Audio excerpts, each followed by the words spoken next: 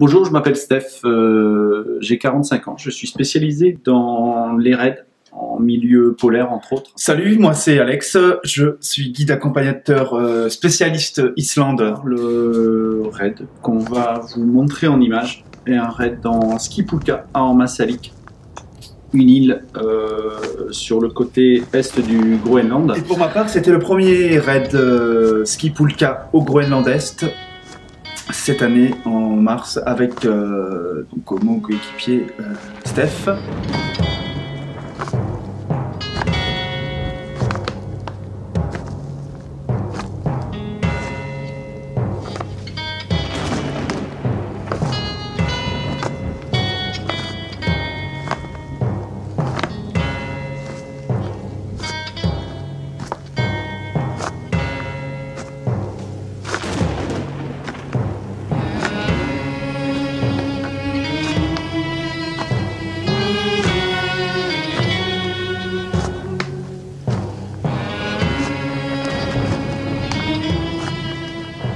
Le raid se pratique essentiellement en Skipulka.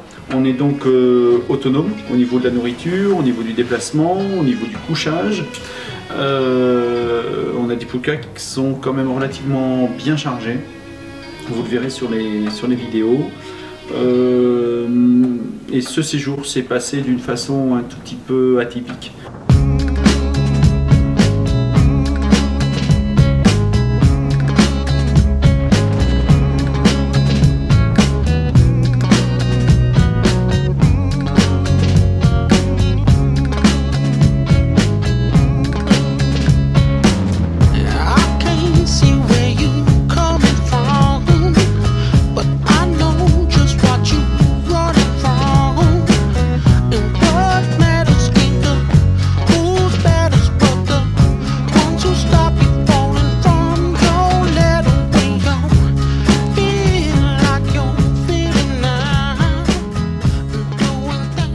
Avec une arrivée qui se fait en hélicoptère de la petite île à côté qui s'appelle Okulusuk. Donc ce raid est normalement fait pour avoir une durée de 15 jours et ce séjour s'est passé d'une façon un tout petit peu atypique puisque rien ne s'est déroulé comme on aurait dû le faire, avec un départ qui a été tronqué de 4 jours par rapport aux intempéries qu'il y avait en Islande, donc on n'a pas pu arriver à temps sur Ormasalik. On a eu tout ce qu'il faudrait pas avoir durant un séjour. Gestion de crise, jour numéro 5.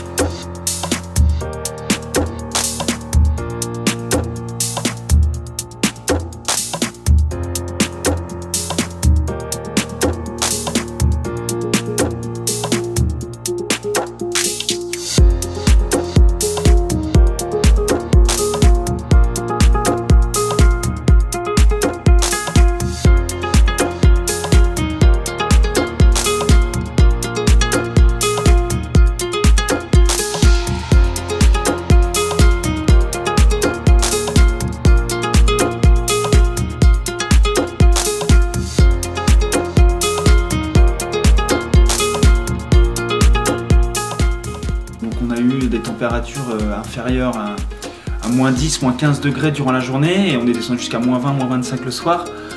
On était très bien équipés. On a aménagé donc un séjour un tout petit peu différent puisque n'ayant pas pu faire la banquise comme je l'ai dit précédemment, nous avons fait la traversée de l'île sur un aller-retour dans des conditions plutôt difficiles puisque normalement on fait la traversée au moins en 6 jours, voire 7, et nous on l'a fait en 4 jours.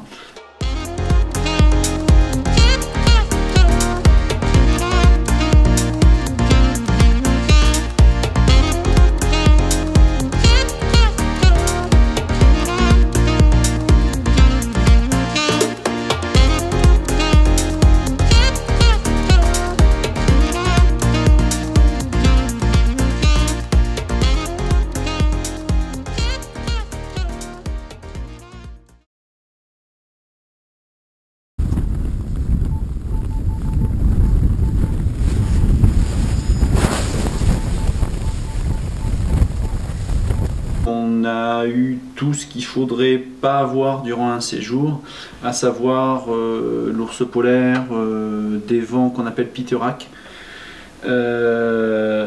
qui sont essentiellement des vents catabatiques, hein, qui prennent naissance sur la calotte glaciaire et qui s'engouffrent dans les vallées et qui peuvent atteindre entre 150 et 200 km/h selon le vent lui-même. Donc on a eu 2 fois ces vents durant le séjour.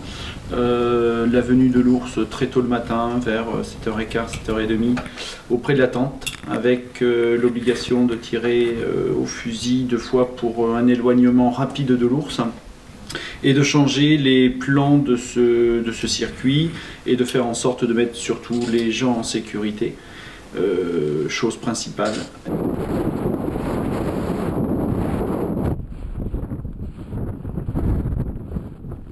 Et là, il était 7h, 7h30 du matin, on était toujours dans la tente, ça faisait 1h, 1h30 qu'on était déjà réveillés. Et il fallait absolument prévenir le groupe qu'on ne pouvait pas partir à cause du pittorak et du vent. Donc Steph s'est habillé, et là en ouvrant la porte de l'abside, il y avait l'ours polaire qui s'approchait de nous, il était à 5 mètres, 10 mètres, dirigé directement sur Steph. Et là il me dit Alex, viens, il y a un ours. Et moi je ne pouvais pas le croire, j'étais tellement angoissé, peut-être, j'arrivais pas à y croire.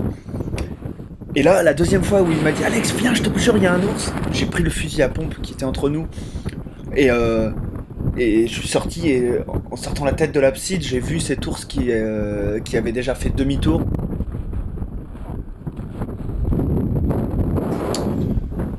Donc on a prévenu le groupe de la présence de l'ours polaire près du bivouac, et on a dû changer de plan et de partir très rapidement du camp et rejoindre le village de Tinitikilak. Donc ce qui a fait une journée très bien remplie, puisque on a fait plus de 1000 mètres de dénivelé positif, 8 à 9 heures de marche, avec une arrivée à la frontale au village. Donc une journée qui restera gravée dans nos mémoires.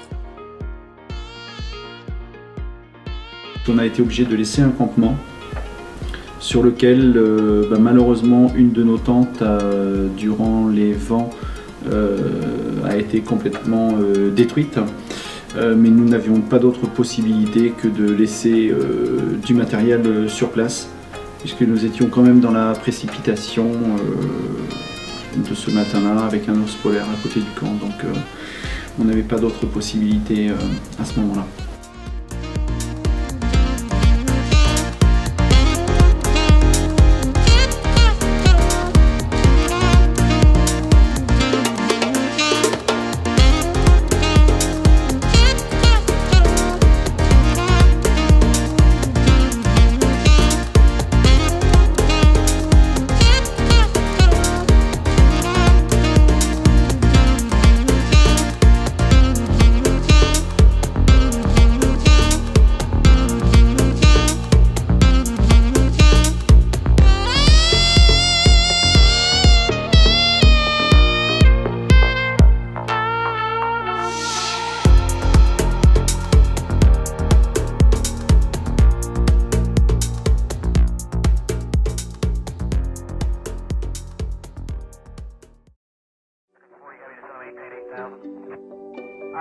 Out of 1-3000 for 8,000 American 40 Heavy. I guess it's the first time for everything. What? I guess it's the first time for everything. Sure, there's a first time for you being on candid camera, too. Oh no! No kidding! I'm not. Don't drop that, please. You're on candid camera right now. No, really? Yes, really. Oh, you're watching happen to other people, but not me. Yes, you. Right at How's this. your breathing? You had this thing rigged? Of course. No, this is impossible. You're kidding. It is not And the whole thing was supposed to get ready. Yes, And you're hacking on me? Yes. I'm going home. Les Inuits vivent encore, on va dire, d'amour et d'eau fraîche, hein, avec leur terre. Ils sont chiens de traîneau, chasseurs, pêcheurs. On a également pas mal de Danois qui viennent s'implanter, qui tombent amoureux rapidement de cette terre et qui justement remontent un petit peu le niveau social de ces Inuits, parce que c'est vraiment pas évident de pouvoir survivre.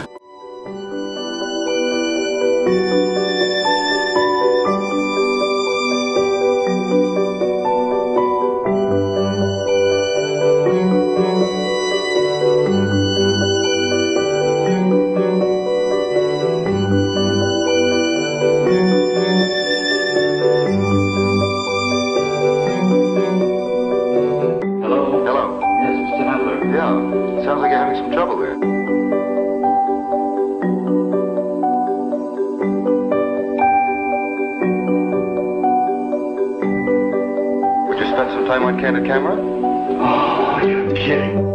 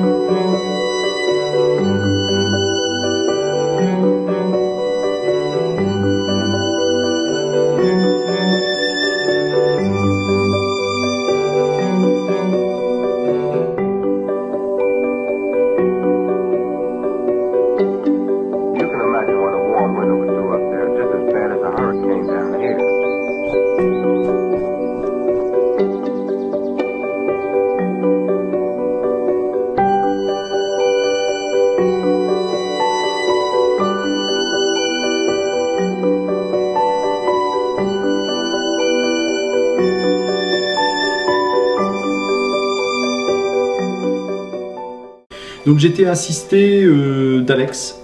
Ça m'a donné un sérieux coup de main parce que c'était un séjour qui était relativement difficile à construire ou du moins à reconstruire par rapport aux incidents que nous avons eus. Cela dit, les gens sont très satisfaits.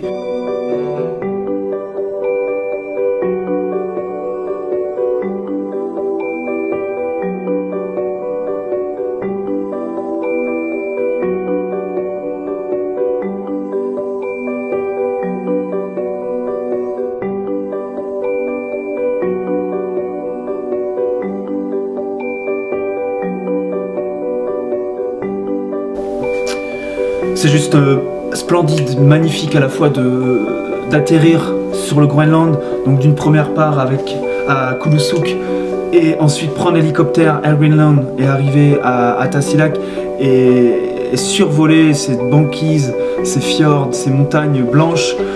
C'est une période excellente justement pour traverser et découvrir ce territoire.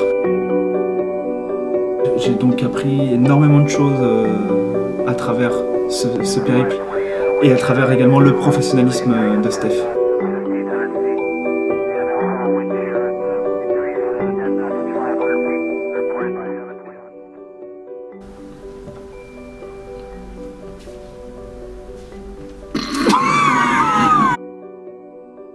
Bonjour, je m'appelle Steph. Je suis... les petites pourquoi du Groenland et de la baie dans Masalyk. Et il est content là, t'as vu, il a la queue dressée là. Mais dès que tu approches la main, tac, il se... Terribles vents acabatiques qui se sont abattus 2 fois durant ce raid. Kata. Akabatique,